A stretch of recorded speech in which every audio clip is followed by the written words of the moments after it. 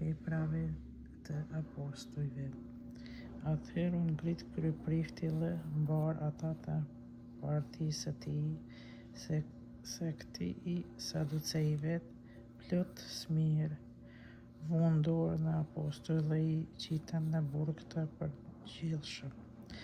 Natën, engjulli i Zotit hapi dyert e burgut, i nxori përjashtë dhe u tha: Shkoni në tempull dhe vazhdoni t'ia kuptoni popullit të gjitha fjalët e kësaj jete. Ata dëgjuan dhe në agim hynë në tempull dhe mësonin. Ndërkaq arriti kryeprifti dhe ndjekësit e tij thirrën Këshillin e Lartë dhe mbar parësitë e bijve të Izraelit dhe dërguan në burg për të sjellë apostujt. Kur rojtarët mbërritën atje, nuk i gjetën në burg.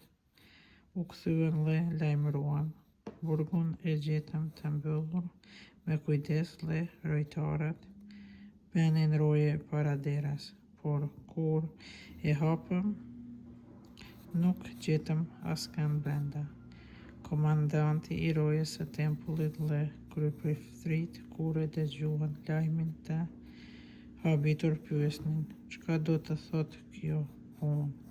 Atëherë i abehi dikush dhe u tha: njerëzit që ju i qitën në burg, që janë në tempull e po mësojnë popullin. Atëherë komandanti shkoi dhe me rojtarë dhe i solli, por ju mëllon, sepse e kishin frikë popullin të mos i vriste me gur.